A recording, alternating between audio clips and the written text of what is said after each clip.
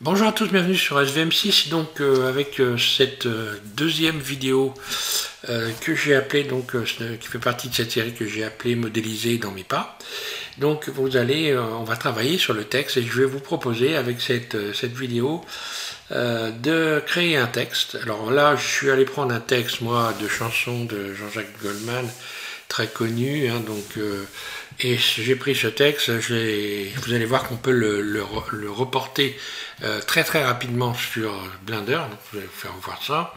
Et puis ce texte, vous allez faire donc une vidéo sans fond, de manière à pouvoir, comme ceci, projeter un texte sur une vidéo.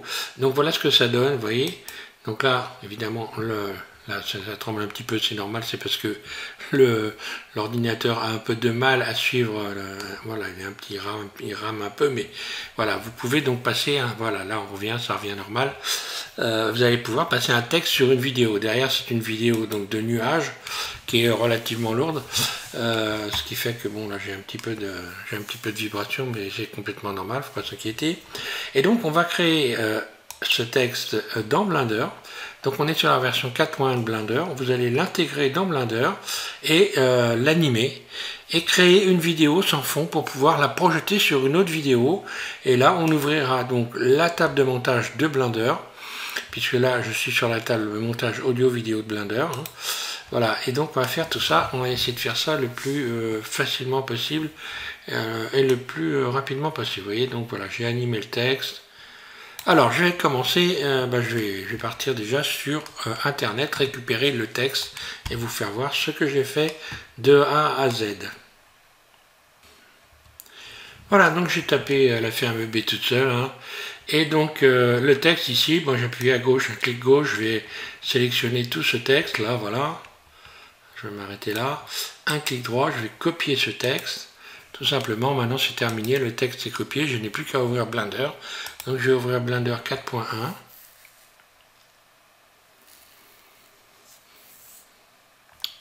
Il va falloir que je ferme mes autres fenêtres parce que là, ça met un certain temps. Voilà, ça je vais fermer ça, j'en ai plus besoin pour le moment. Et ça non plus. Voilà. Donc on est sur Blender 4.1, un clic gauche. Et ce texte qu'on a copié, on va pouvoir le reporter dans Blender en cliquant sur cette icône-là. Donc vous faites exactement comme moi. Hein, et vous allez ici cliquer un clic gauche. Donc un clic gauche sur éditeur de texte. Là, voilà. On a l'éditeur de texte qui est ici. Vous allez faire nouveau, un clic gauche. Puis vous faites un copier-coller. Donc vous faites un copier, un coller. Voilà, on l'a copié, on l'a fait. Faites coller. Donc le texte est venu se positionner. On l'a entièrement là. Hein. Donc on voit vers la fin. Hein. Donc il faut utiliser ici ce manipulateur. Et on peut par exemple séparer les couplets. Hein. Si je mets, voilà, ici je crois qu'il me semble qu'il y a des coupures ici, mais je pourrais, voilà, en faire plusieurs. Bon voilà, vous pouvez parfaitement séparer les éléments de manière à avoir un texte cohérent. Une fois qu'on a fait ça, on a le texte, vous pouvez taper votre propre texte si vous voulez. Hein, à partir de là, vous pouvez taper tous les textes que vous voulez. Moi, j'ai fait un copier-coller parce que ça peut être intéressant d'utiliser des textes, par exemple, pour des vidéos qui sont déjà préprogrammés. D'ailleurs, j'ai eu l'occasion d'en diffuser quelques-uns. Peut-être que j'en mettrai aussi quelques-uns sous cette vidéo. Alors, ici, vous allez avoir... vous allez aller ensuite dans édition, puisqu'on va éditer ce texte sous forme d'objet. Alors vous avez ici deux possibilités. Soit vous faites un seul objet, donc le texte ce sera un objet, soit vous faites objet par objet. Objet par objet, c'est-à-dire ligne par ligne. Chaque ligne peut devenir un seul objet. Ce qui fait que vous pouvez attraper une ligne, la sélectionner, la déplacer comme vous voulez. Ça, on ne va pas faire ça, puisque moi je vais utiliser un objet. Un clic gauche. Voilà, à partir de là, mon texte il est bel et bien dans la vue 3D. Je vais recliquer sur cette icône-là et je vais aller dans la vue 3D, un clic gauche. Je reviens ici et qu'est-ce que je vois? Je vois mon texte qui est ici. Je vais le mettre à champ, debout, donc en faisant un RX 90, là, voilà, RX 90. Mon texte est là. Et donc, ce texte, ça n'est pas un objet, c'est toujours un objet texte. Je pourrais le transformer, vous voyez, je peux continuer à écrire ici. Ici, je me suis mis dans le mode Edit. Je pourrais toujours continuer éventuellement à écrire. Bon, je peux le transformer également en objet. En objet avec des vertices et des arêtes. Comment je vais faire ça? Ben, vous cliquez sur W, vous sélectionnez donc votre texte en mode objet, ici. Vous sélectionnez, si vous avez donc intégré ma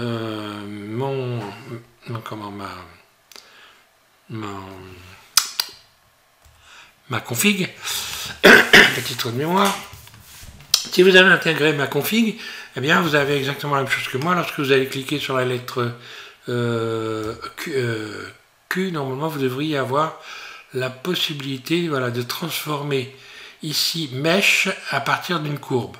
Mais moi, vous pouvez, si vous ne l'avez pas fait, vous cliquez sur W et ici vous allez avoir convertir et vous pouvez convertir en maillage, là, un clic gauche. Maintenant, si j'emmène mon texte en mode Edit, ben, vous voyez que c'est bel et bien devenu un objet avec des vertices et des arêtes. Des arêtes, je peux tout sélectionner, faire X et faire une dissolution limitée, de manière à limiter le nombre d'arêtes. Vous voyez que je n'ai plus d'arêtes. Bon, je vais garder tout simplement le mode texte. Je vais revenir en arrière en faisant un CTRL Z.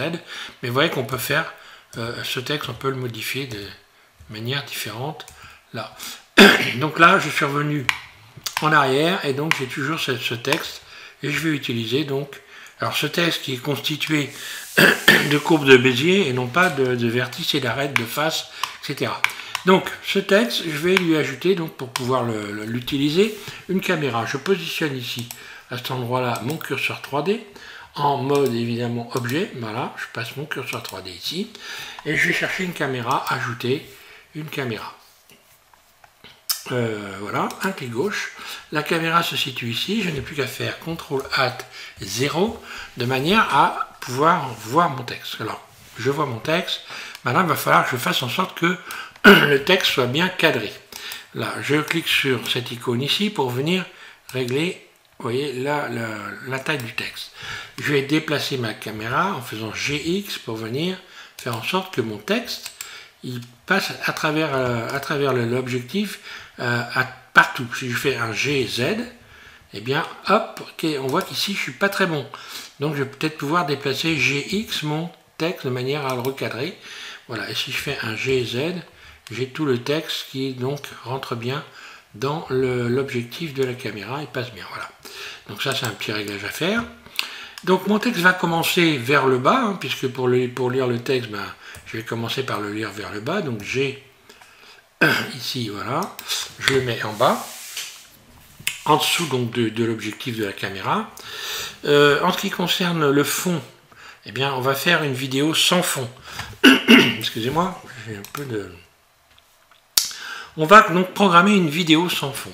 Alors là, vous allez voir, c'est un petit peu particulier. Si vous ne faites pas la bonne programmation, vous risquez d'avoir une vidéo qui tremble dans tous les sens, donc un rendu qui ne sera pas terrible. On va faire donc, vous allez passer dans le mode Eevee ici. Voilà. C'est, à mon avis, celui qui est le plus rapide pour avoir un rendu de toute façon correct, sans problème. Hein. Voilà, donc déjà, j'ai coché ces cases-là, flou lumineux, réflexion, et maintenant je vais aller dans la programmation donc, de la vidéo. Alors pour la programmer la vidéo, on voit ici que je suis dans un format 1920 pixels par 1080 pixels, donc je suis en haute définition. Ici vous allez changer le nombre, la fréquence d'images par seconde. Voilà, ici vous allez cliquer et vous allez mettre 120 images par seconde. Fréquence, fréquence par seconde, donc c'est 120 images par seconde, tout simplement. Alors pourquoi je fais ça? C'est pour ne pas avoir des vibrations dans mon texte quand il va défiler. Donc je rajoute évidemment beaucoup d'images chaque seconde, sera constitué de 120 images. Voilà. Donc on voit ici par exemple, hop là, mon texte, je le resélectionne, et mon texte je vais faire monter, je vais l'animer maintenant. Une fois que j'ai fait ça, je vais donc installer une image clé, c'est-à-dire le départ de mon texte. C'est un texte qui est assez important. Donc il va falloir que j'estime la vitesse de déroulement de mon texte. Donc déjà pour commencer, je mets mon curseur 3D ici dans cette fenêtre-là, ici ou ici, hein, et je clique sur I. Donc là, on a une image clé qui est venue se positionner. En fait, c'est le départ de la vidéo. Première image. Ce que vous voyez là, 50, 100, 150, ce n'est pas une question de temps. En fait, quelque part, si, mais pas vraiment. C'est un nombre d'images. Alors qu'on sait que 50 images, ça fait 2 secondes de temps, on sait donc automatiquement que là, je vais avoir de cet endroit-là à cet endroit-là, quand je vais lire la vidéo, il y aura à peu près 2 secondes qui se seront passées. Mais là, je suis en 120 images. Donc 120 images par seconde. Là, normalement, je devrais avoir, au bout de 120 images, une seconde de temps. Voilà, donc on va faire ça. Ici, je positionne ensuite mon curseur. Alors maintenant, il va falloir que je détermine la longueur de ma vidéo. Donc, vu la longueur du texte, ici, je vais mettre carrément 2500 images. Là. Voilà. Donc, je fais tourner la roulette de ma souris en mettant mon curseur ici dans la timeline, qui s'appelle la ligne de temps. Et j'appuie sur la roulette de ma souris, comme ça, je peux déplacer la ligne de temps. Donc, toutes les parties qui sont foncées ne servent à rien. Il ne se passera rien dans ces parties foncées. Je vais positionner ensuite mon curseur ici à 2500 images. Donc on voit où il est. Hein. Là, je peux partir d'ici. Par contre, de taper 2500, le curseur va se mettre pile à 2500 images. On le voit là. Hein. Là, voilà, donc 2500 images. Et je vais ajouter donc une image clé. Mais d'abord, je vais sélectionner mon texte et je vais le déplacer. Donc là, je vais faire un GZ et je vais le mettre de l'autre côté.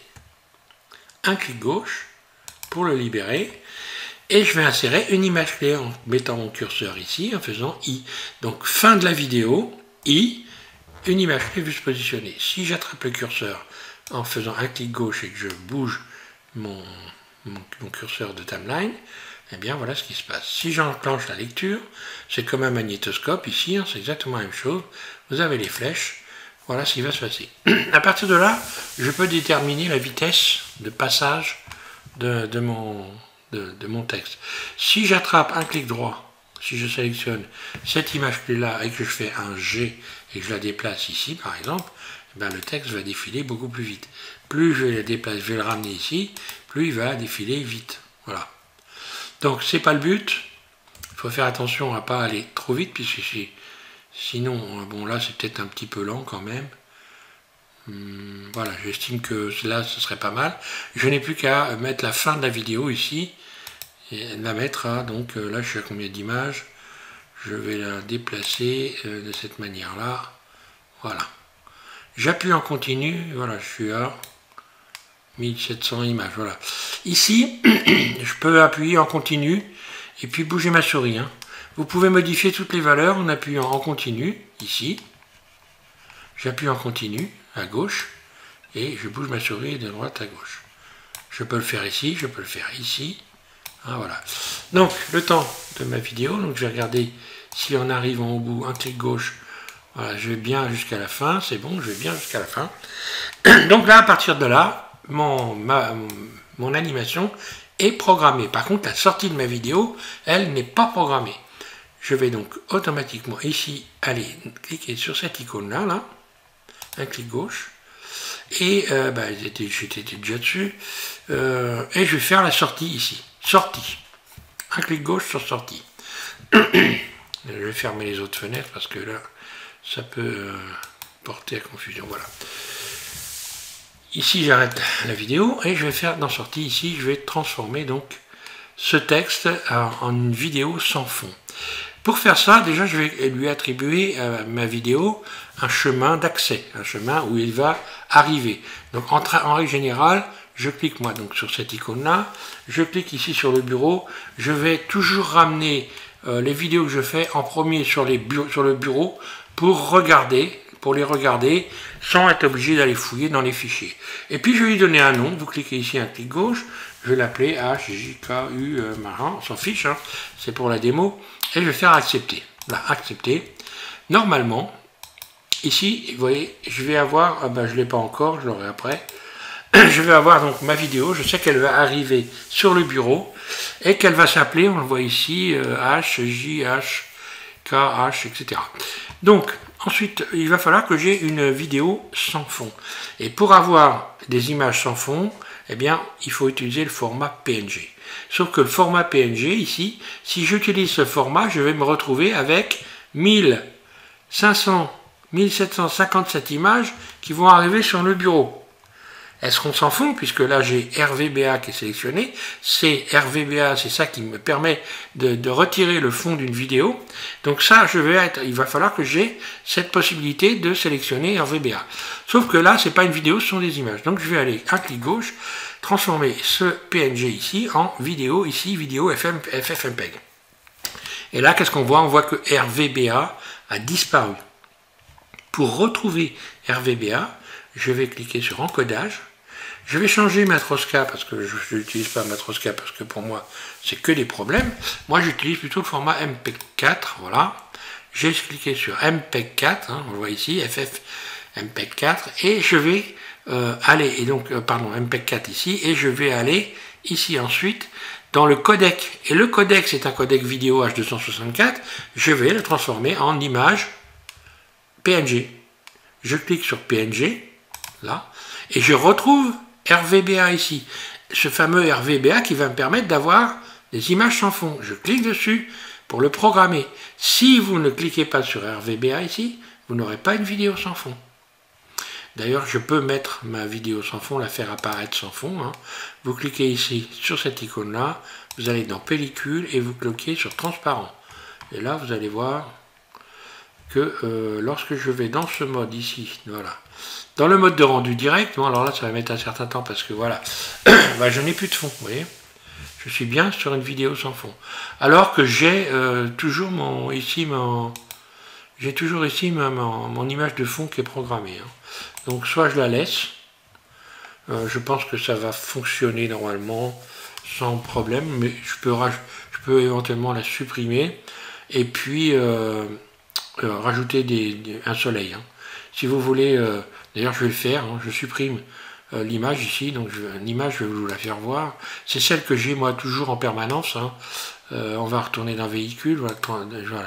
Moi c'est mon image de fond HDRI, que j'ai eu donc l'occasion de proposer en téléchargement très souvent.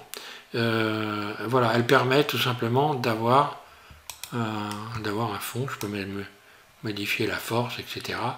Mais je vais la supprimer de manière à ce que tout le monde, voilà, donc une fois que je l'ai supprimé ici, voilà, je n'ai plus rien du tout, je vais rajouter, ici je clique dans un clic gauche pour venir amener mon curseur de souris à cet endroit-là, et je vais ajouter un soleil. Alors attention, pas un point, mais un soleil. Sinon, le texte, vous n'allez pas le voir. Et ce soleil, ici, donc ici, je peux programmer sa force. Un clic gauche, j'ouvre, et je le mets un peu plus fort, de manière à avoir... Pas trop fort, parce que faut faire attention. Trop de luminosité aussi a tendance à faire un peu ramer la machine. Donc, il vaut mieux éviter d'avoir une force trop importante. Voilà. Voilà ce que ça donne. Donc, si j'enclenche la lecture... Donc là, on voit qu'évidemment, il calcule, donc l'image n'est pas nette, hein, parce qu'il calcule, mais il n'y a pas de problème, quand on va faire le rendu, vous allez pouvoir vous en rendre compte. Donc, une fois qu'on a fait ça, là, je retourne dans la programmation, et attention à faire une chose qui est hyper importante, avant de faire quoi que ce soit, vous contrôlez que vous avez bien tous les éléments, donc vous avez bien programmé tous les éléments de manière à avoir une sortie et ne pas attendre pendant je ne sais pas combien de temps une sortie de vidéo et vous retrouver à la fin et vous dire oh zut j'ai oublié. Donc moi je vais contrôler que j'ai bien effectivement, je vais faire mon contrôle, donc moi je vais me remettre ici sur, je vais retirer le fond, hein. Voilà, je mets sur mon transparent, je bouge ma timeline, je regarde qu'est-ce que ça donne, c'est bon. Ensuite je reviens ici sur l'enregistrement, je suis bien donc dans ce format vidéo avec RVBA donc pour avoir la transparence de ma vidéo. Je suis bien au format MPEG-4. Ici, je suis bien en codec PNG. Si j'avais eu du son, eh bien j'aurais ajouté ici l'audio un clic gauche sur l'audio ici, et je serais allé choisir MP3. Voilà. Si j'avais rajouté évidemment une vidéo, en allant ici dans Ajouter, vous pouvez ajouter ici un haut-parleur. Le haut-parleur, à l'endroit où vous allez l'ajouter, si je l'ajoute là, la musique commencera là. Si j'ajoute ici, la musique commencera au début de la vidéo. Donc il faudra ensuite aller chercher donc une musique, la musique que vous voulez ajouter. Bon, on a ça, et maintenant on va pouvoir faire le rendu. Et je vais tout simplement faire un CTRL F12. Voilà, et on va voir tout doucement apparaître la vidéo. Le texte va monter. Voilà, donc bon, je vais couper évidemment la vidéo pour aller jusqu'au bout. Hein. Et après on ira la vidéo. Donc la vidéo, on va contrôler qu'elle arrive bien sur mon bureau. Elle est ici, vous voyez. Elle est là. Elle s'appelle bien HIHJK, etc. Voilà. Donc je vais la laisser se dérouler et je vais vous reprendre quand elle sera arrivée au bout. Et on regardera donc l'état de la vidéo. Est-ce qu'elle tremble, est-ce qu'elle ne tremble pas, est-ce qu'elle est correcte, etc. Donc je reprends à tout de suite. Bon voilà, je vais m'arrêter là. Je vais donc couper l'enregistrement de la vidéo. En cliquant ici sur la croix rouge, ici, voilà. Je ferme et je me retrouve avec ma vidéo. Vous allez voir qui est ici. Voilà, je vais la lire et on va voir ce que ça donne. Voilà, vous voyez, le texte est quand même très correct. On va... Voilà, donc il faut savoir quand même que là, je mouline. Hein. Ma bécane mouline un petit peu, mais bon, le défilé du texte est correct. Je vais donc retourner ici dans... Donc c'est une vidéo sans fond. Je vais pas fermer, non, je vais pas fermer, je vais annuler. Et je vais donc ouvrir maintenant la table de montage audio-vidéo de Blender. Et je vais utiliser donc une vidéo de nuages. Et puis ces nuages, je vais passer. Alors, ce qui est bien sur cette version 4.1, c'est que maintenant, lorsqu'on met une vidéo sans fond par-dessus une autre vidéo, elle est directement programmée, vous allez voir. Parce qu'avant, il fallait aller bidouiller, chercher. Là, c'est devenu très simple, un clic gauche. Pour ça, il y a des améliorations hein, dans les nouvelles versions de Blender. Il y a des choses qui sont un petit peu, bon, voilà, ça me laisse un peu rêveur. Mais il y en a d'autres qui sont extrêmement intéressantes. Alors, là... vous allez donc dans alors qui se trouve ici, hop, je reviens ici, séquenceur vidéo, éditeur de clip vidéo, un clic gauche, vous ouvrez, ah non, je me plante, c'est séquenceur vidéo, éditeur de shader, séquenceur vidéo, non, c'est pas celui-là, compositing, on va chercher à partir d'ici, ce sera beaucoup plus simple. Faites tourner la roulette de la souris, vous allez cliquer sur plus ici. Et dans plus, vous avez montage, voilà, montage, vous cliquez sur montage, et voilà, vous tombez sur la fenêtre de montage audio-vidéo de Blender, d'ailleurs, qui s'appelle, ben voilà, j'aurais dû cliquer sur, c'est bien, c'est séquenceur, voilà. Donc, ok, on a donc la possibilité d'ajouter la vidéo qu'on vient de faire, et une autre vidéo. Pour ajouter une vidéo sur la table de montage, vous allez donc dans Ajouter, Vidéo, un clic gauche, et vous allez chercher une vidéo. Donc moi je vais chercher dans mes vidéos, voilà, c'est ça comme vidéo. J'ai pris cette vidéo là, hein, et je vais l'ajouter. Voilà, elle est là. Vous voyez qu'elle est. Lorsque je bouge mon curseur de souris, j'ai bien les nuages qui défilent. Alors attention. Quand vous avez des vidéos où il y a des bandes noires, il faut donc évidemment que ces bandes noires disparaissent, sinon votre texte, lui, il va apparaître dans la bande noire et ça va faire un peu comme si c'était le texte, il apparaît avant l'image. Donc il faut transformer ici, on va aller transformer notre vidéo, et là je vais aller modifier l'échelle sur la valeur ici Y de manière, voilà, ici, voilà. À revenir au bord, là, ah non, c'est pas celui-là, échelle, X, échelle, position, rotation. Si normalement ça devrait être échelle sur... Non, là c'est ça.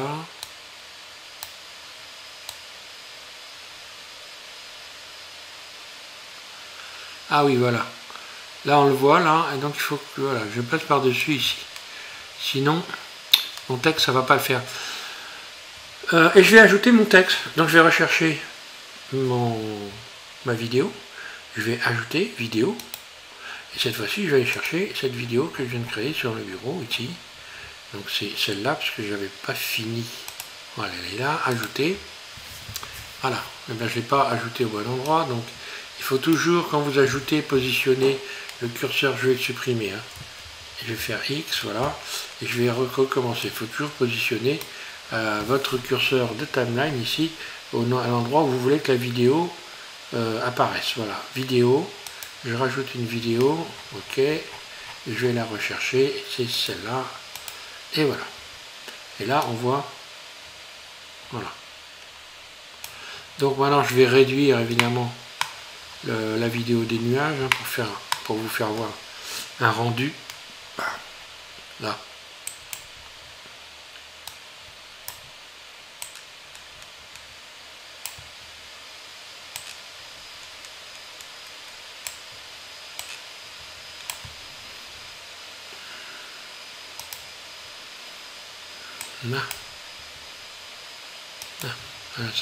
Ça c'est la bande son. Hein. Voilà. J'agrandis en faisant tourner la roulette de ma souris. Je vais pouvoir même la réduire. Donc là, la vidéo, c'est celle-là. Hein. Allez hop, je réduis ici. J'attrape à la volée. Ah, voilà. Et je vais lui donner la même dimension que, voilà, que le clip. Donc ça va être une très courte vidéo. Hein. Je fais la lecture.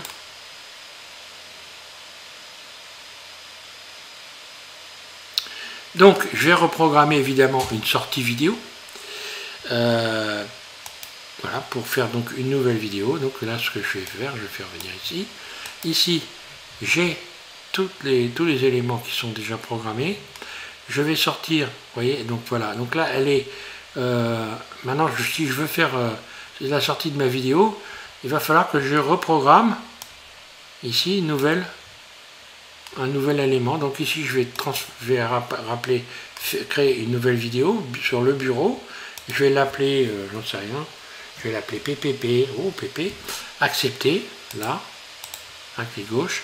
Ensuite, là je n'ai pas besoin de la transparence, donc je vais la supprimer, cette transparence. Là. La transparence, j'en ai pas besoin, je vais la supprimer. Je reviens là. Et là, par contre, l'encodage, je vais, voilà, ici, pour la supprimer, la transparence, ici, je vais mettre un format H264. Voilà, et normalement, vous allez voir que je n'ai plus la transparence. Voilà. Là, je vais sélectionner RGB. Donc, voilà. Alors, enregistrer les images au niveau de gris. Voilà, c'est bon. 29 images par seconde. Ça me paraît plutôt bien. Voilà, je contrôle donc que je n'ai... Alors, il n'y a pas d'audio, donc c'est bon. Et je vais pouvoir faire un CTRL F12 et faire partir la vidéo. Voilà. Elle va arriver donc sur mon bureau.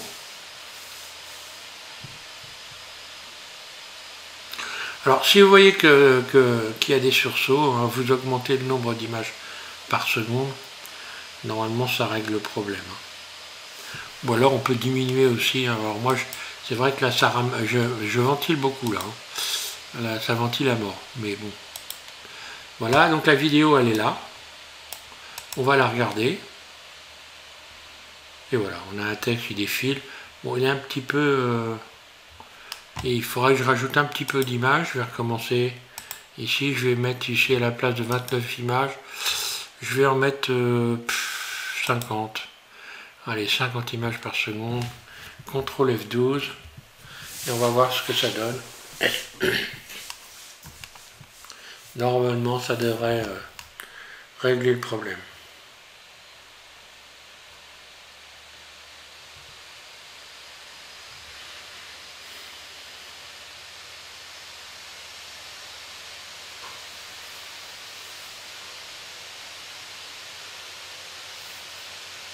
Voilà.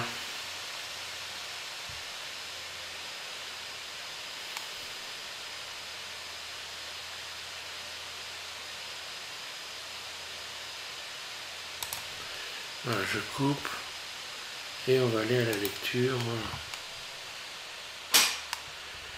Elle est là, voilà. Voilà, c'est plus net. J'ai moins de vibrations là, ça va.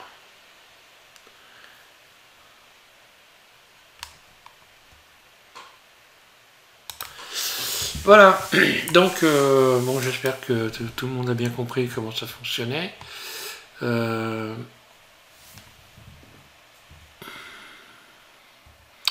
Vous allez pouvoir télécharger des textes pour générique tout fait. Hein.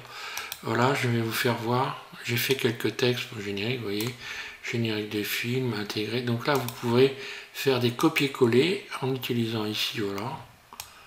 Production, etc. Vous voyez. Donc il vous suffit de copier tout ça. Là, un clic droit, vous copiez.